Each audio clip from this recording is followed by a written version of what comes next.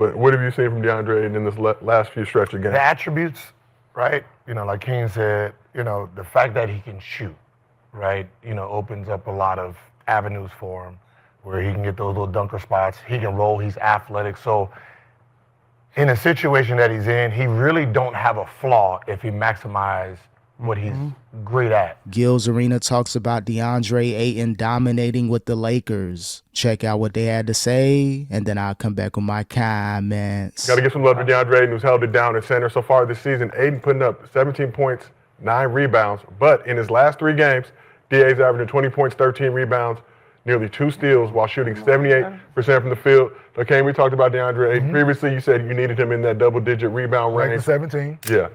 But last 3, I think 3 straight 20-point double-doubles. So DeAndre Ayton proving he can handle the pressure that comes with playing for the Lakers. Yeah, Ayton looking good right now. If he can get up to that 20 and 10 type range, he can prove that he could be a solid center in the Western Conference. He had a lot of confidence back in the day when he was in Phoenix, made it to the NBA Finals, had a season or 2 with the Blazers, didn't really go the best, but he's proven that he gets opportunities, gets to play with Luka, LeBron, and Austin Reeves, people that command a lot on the offensive end. He's going to have opportunities to score. Again, get to that 20 and 10. He can be one of those, top 5 centers in the Western Conference. Ayton can help the Lakers win a championship this season as long as his game continues to be consistent. 15 games. Yeah, so far through 15 games. Yeah. So let's see what the next 15 look like.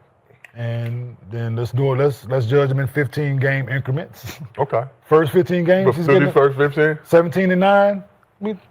Yeah, getting an A. 17 and 9. Absolutely. I think you get the rebounds up. Yeah. Spend a little more time around the rim. But I'm cool with the 17.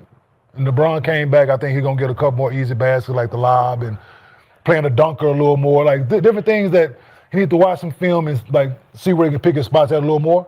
Because those dudes are playmakers, so switching up, not giving the defense the same look every night. I think him moving around, and because he shoots the ball well from the little 15, 16 foot 8, that little area, he shoots the ball well from there, but mixing it up.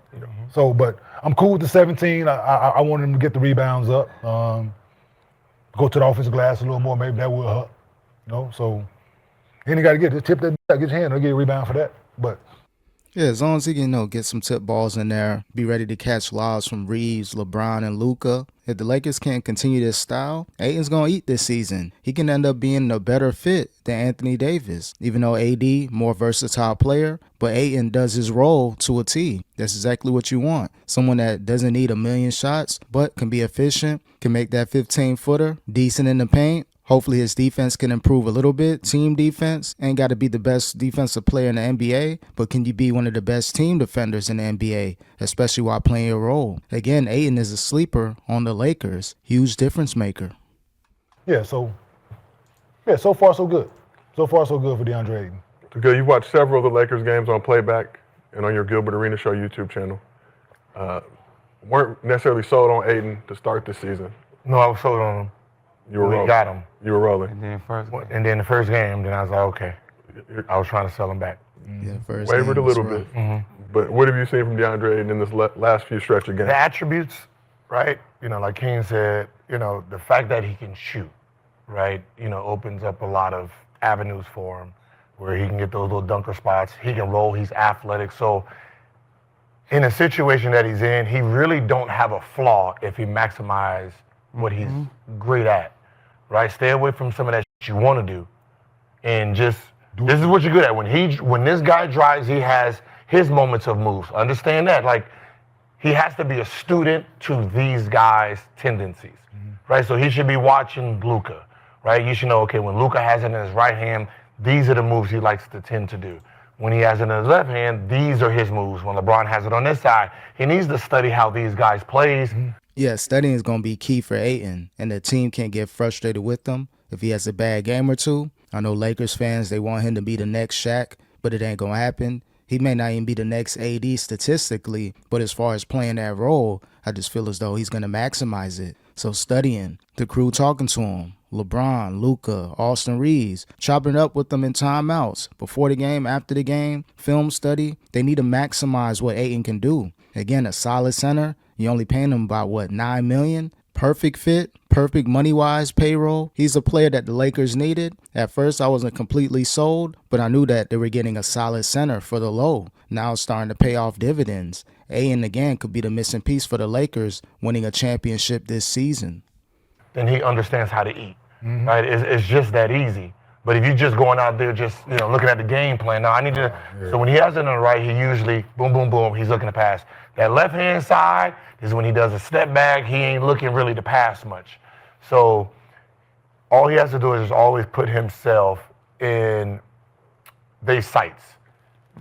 Never hide behind the defense when you got these type of playmakers, right? You don't need to be one of these guys that you're waiting till Rudy jumps to try to get the offensive rebound.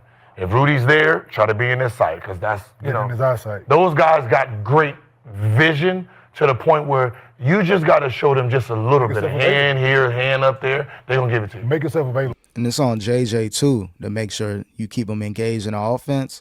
There's times where he kind of just in the middle of nowhere out there. You got to keep Ayton engaged. Run a play for him. Run a lob for him. Make him know that, you know what, we rocking with you. We want to continue to feed you. You still got to kind of freelance and do your thing. Stay locked in and engaged. You may not get a lot of play calls, but I think the Lakers strategically, mentally should keep him locked in. Make sure he's not drifting off too much. Run a play for him. Once out of every, 7-8 possessions, have an Ayton play, especially after a timeout.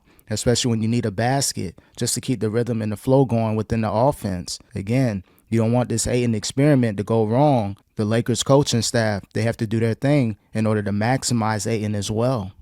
Yeah, you got to make yourself available. Make yourself available, they will find you. He should never have to dribble He's the an ball. A. I got him an He A. should never have to dribble the ball. Yeah, really. Never have Shouldn't to. have to Never. catch it, shoot, lob. Because they're going to put you in never have position to- to be. Yeah, he got an easy 20 if he want one. Yeah, if he want one. So, Only time he I should play dribble with is two shot willing. clock. I play with J. Kidd, of course. Play with Andre Miller, right? So two guys that's hell of a willing passers. So, and making yourself available, going to your spots, reading the defense, watching film, like Gil said, learning where to be, right? Yeah. It's a skill, right? Learning how to make yourself available is a skill. And you can do that not only in games, but you got to watch film. You got to have conversations with your guys. Hey, when you roll, hey, when you drive here, hey, where you want me to be? Hey, when you do this move, hey, where would you like? What you want this?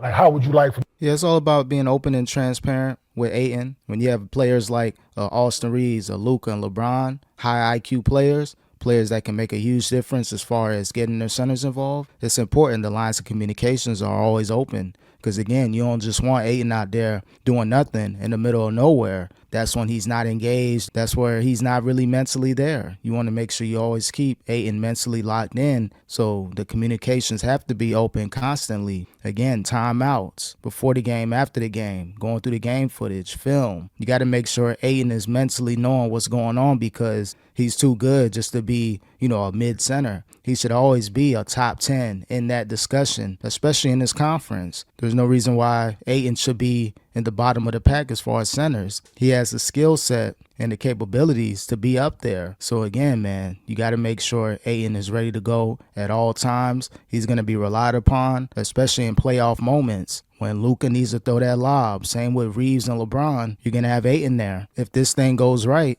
again, Ayton could be the deciding factor of the Lakers winning a championship.